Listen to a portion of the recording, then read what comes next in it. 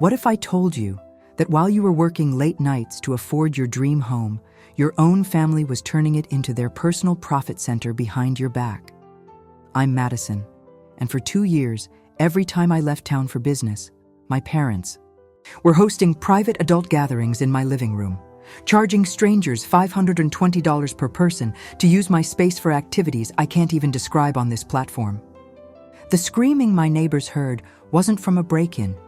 It was from paying customers my mother was secretly advertising my home to online. This is the story of how I discovered my family's betrayal through hidden cameras, and why I had to choose between protecting them or protecting myself. I went back inside and locked the door behind me, which felt ridiculous since apparently locks hadn't been keeping anyone out while I was gone. The house was quiet in that perfect way that only happens in model homes and crime scenes. Too clean, too organized, like someone had been playing house while I was away. I noticed it immediately. The hallway mirror gleamed without a single fingerprint, and the hardwood floors had a shine I definitely hadn't achieved before leaving. I'm not a slob, but I'm also not the type to make surfaces sparkle unless there's a security deposit at stake. Upstairs, my bedroom looked like a hotel room waiting for its next guest. The bed wasn't just made. It was constructed with military precision. Corners tucked so tight you could bounce a quarter off them, pillows fluffed to advertising perfection. Someone had even turned down the comforter at an exact 45-degree angle, like they'd watched too many luxury hotel training videos and decided to practice on my furniture. I stood in the doorway, staring at this masterpiece of domestic theater, feeling that cold creep of realization that someone had been in my most private space, touching my things, rearranging my life according to their standards. I knew exactly who the culprit was, so I called my mother before I could talk myself out of it. She answered on the second ring with that artificially bright voice she uses when she's pretending everything is normal, which immediately put me on high alert. "Madison, sweetheart, how was Phoenix?" The cheerfulness felt forced, like she was reading from a script titled "How to Sound Innocent When You're Definitely Not." I cut straight to the point. "Mom, were you in my house while I was gone?"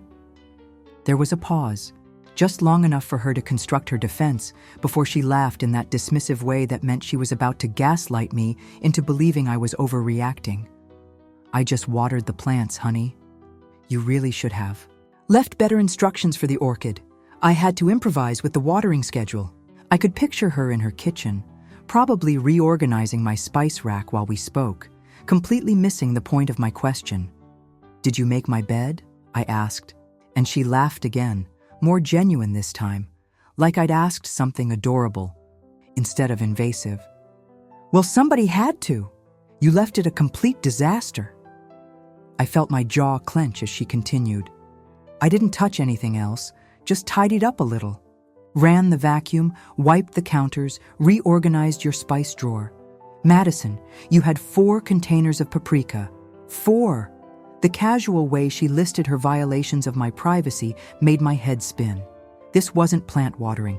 This was a full domestic invasion disguised as maternal care. "You didn't bring anyone with you, right?" I asked, trying to keep my voice level, even though I was starting to piece together a picture I didn't want to see. "Of course not," she said. But there was something in her tone that made me think she was choosing her words very carefully. "Why would I bring anyone? Don't be ridiculous, sweetheart." But I was already thinking about Blake's words, about screaming and strangers, and wondering how many lies I was about to uncover. She hung up after dispensing unsolicited advice about my housekeeping and my love life, leaving me sitting on my perfectly made bed, staring at floors that gleamed like a showroom. The dread that had started as a whisper was becoming a roar, and I knew that whatever was happening in my house while I was away was bigger than plant watering and unauthorized bed making. I just didn't know how much bigger or how much worse it was about to get. The afternoon light was fading, casting strange shadows across my too clean room, and I felt like a stranger in my own space.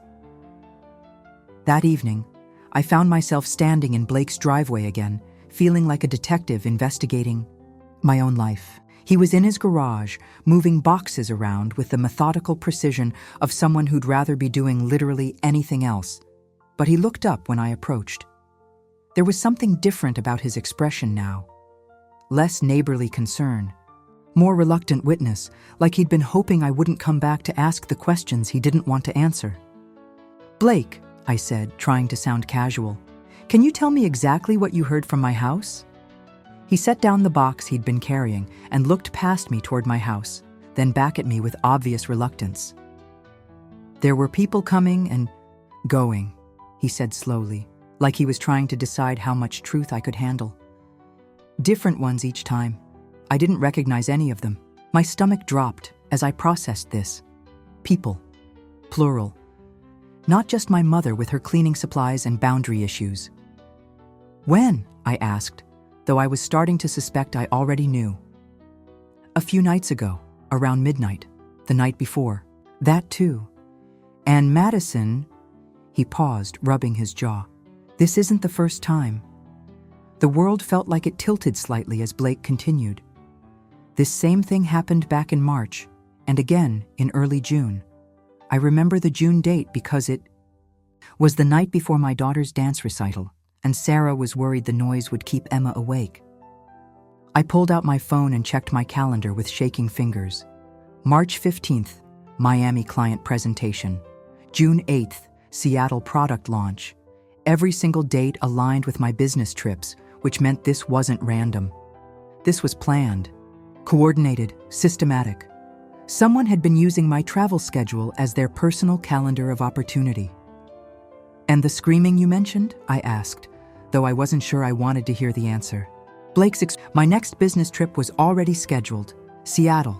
3 days of strategy meetings with a tech startup that wanted to revolutionize something that didn't need revolutionizing. Perfect timing for an experiment I never wanted to conduct. Before I left, I spent an entire weekend researching security cameras, reading reviews, comparing specs like I was planning a heist instead of protecting my own property. I settled on 5 small cloud-connected cameras with audio capability, the kind that could hide behind books or blend into decorative objects without screaming "surveillance operation in progress." Installing them felt like preparing for war in my own home. I tucked one behind my collection of marketing textbooks in the living room, positioned to capture the main seating area where I'd apparently been hosting unauthorized entertainment. Another went above the kitchen cabinets, angled to cover the island where someone had been setting out those mysterious placemats. The hallway camera nestled perfectly behind a potted plant my mother had insisted on repositioning during her last cleaning session. The bedroom camera was the hardest to place. Hiding it felt like admitting that strangers had been in my most private space, but I needed to know the full scope of the invasion. The night before my flight, I sent my mother a text that I crafted, with the precision of a legal document. "Hi, Mom, heading to Seattle tomorrow. If you want to water the plants, thank you, but please don't clean or reorganize anything while I'm gone. Just plants." Her response came back within minutes. "Oh, you know how I am about cleaning. I'll try to restrain myself. Safe travels, sweetheart."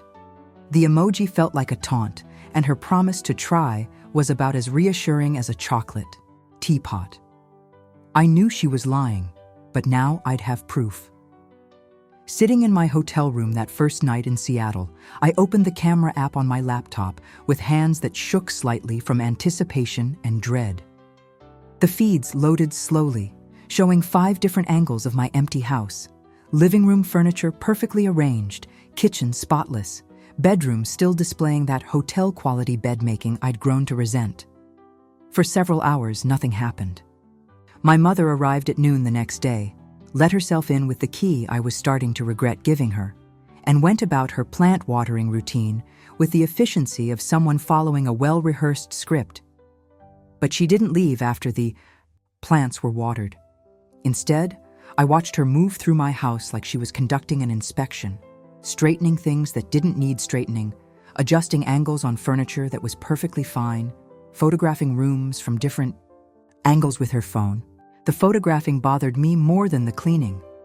Why would she need pictures of my living room unless she was documenting it for someone else?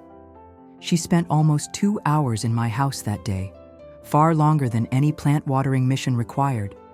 And when she finally left, I noticed she paused at the front door to look back at the living room one more time, like she was checking that everything met some standard I wasn't aware of.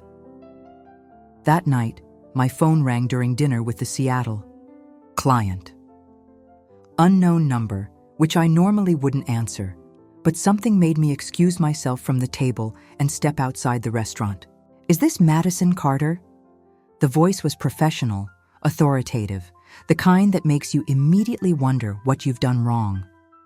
"This is Detective Morrison with Ridgemont Police Department. We're responding to a report of a disturbance at your residence on Maple Ridge Drive.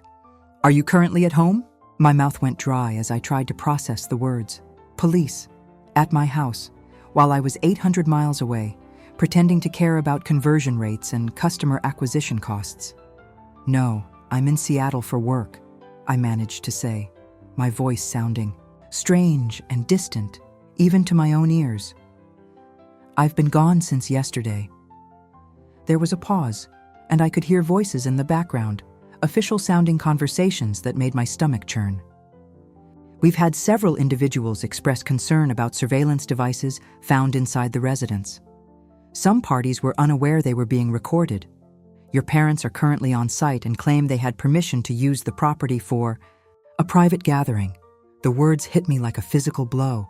Private gathering, surveillance devices, my parents.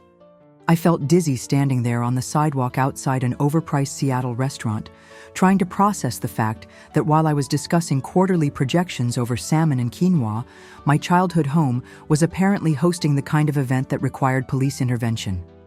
"They absolutely did not have permission," I said, my voice stronger now that the shock was wearing off. "I told my mother she could water the plants, nothing else. I have the text message." Detective Morrison's voice remained professionally neutral as he continued. "You're listed as the homeowner, correct? And you installed the recording devices?" I confirmed both, my hands shaking as I pulled up the camera app on my phone. The feeds were dark now. Either the cameras had been disconnected or everyone had left. "You may be contacted for a formal statement," the detective continued. "As of now, you're not facing any charges, but there may be zoning violations and licensing issues under review depending on the nature of the activities conducted on your property." 15 minutes later, my phone rang again. This time, the caller ID showed Mom, and I stared at it like it might explode. When I finally answered, her voice was different, strained, desperate, completely stripped of the artificial cheerfulness she'd been using for months.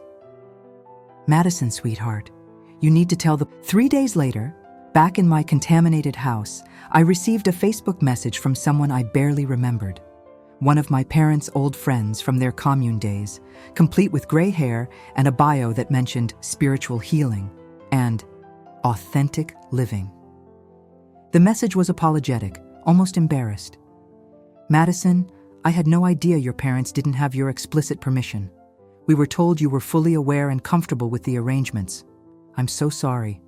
If it helps, this is the website they were using to coordinate everything." The link led to a professional-looking site with soft colors and calming fonts.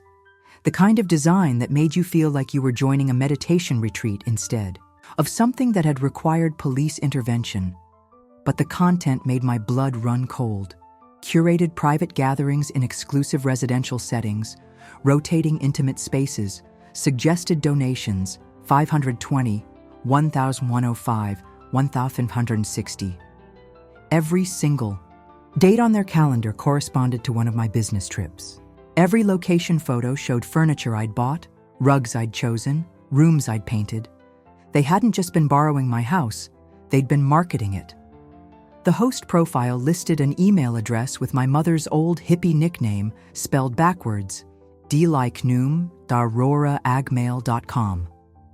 Aurora Moonchild had been her chosen name during the commune years, back when she wore flowing skirts and talked about cosmic energy before responsibility forced her into business casual and suburban respectability. Seeing it spelled backwards felt like discovering a secret identity, like my mother had been living a double life where my house was her sanctuary and my privacy was her commodity. I closed the laptop and sat in my kitchen, staring at the table where strangers had apparently eaten, drank, and done things I didn't want to imagine. 4 days later, they showed up at my door without warning, standing on my porch like supplicants seeking forgiveness they had no right to expect. My mother looked older somehow, worn down by consequences she'd never anticipated, while my father stood slightly behind her like he was hoping to disappear into the landscaping. "You didn't have to involve the police," were my mother's first words. Not, "I'm sorry," or "we can explain." Just immediate blame, immediate deflection of responsibility onto me for discovering their betrayal. "I didn't involve anyone," I said, not inviting them inside. "One of your guests called the police when they found the cameras. I was 800 miles away." My mother's face flushed with anger and embarrassment as she realized her own participants had exposed the operation. "We were trying to help. Your sister," she said desperately. "You know she's struggling with the new mortgage. When you refused to help financially, we had to find another way." The audacity of using my rejection of their previous financial demands as justification for this violation left me speechless for a moment. "So you decided to turn my house into a business?" I asked. "Without asking, without telling me, without any concern for what this would do to my reputation or my legal standing." My father finally spoke up, his voice barely above a whisper. "People know us in our neighborhood. We needed somewhere neutral, private. Neutral, as if my home was public property, as if my privacy was negotiable, as if my consent was optional as long as the cause seemed worthy to them." "It wasn't hurting anyone," my mother added weakly. "You were never there anyway." That last comment broke something inside me that I didn't know could break. The idea that my absence justified their betrayal, that my hard work and travel somehow forfeited my right to control my own space, felt like the ultimate expression of everything toxic about our family dynamic. I looked at these two people who had raised me, who had taught me to share everything I valued until I had nothing left to call my own, and realized that some patterns never break. They just find new ways to take from you. "You need to leave," I said quietly. "And don't come back." They left without another word, and I watched them walk to their car, knowing it would be the last time they stood on my property as welcome guests. The aftermath wasn't dramatic, just a slow cascade of legal and social consequences that destroyed the little empire they'd built on my foundation. Licensing violations, zoning complaints, cease and desist orders, an IRS audit that revealed thousands in unreported income. One of their participants sued for emotional distress and invasion of privacy when they learned about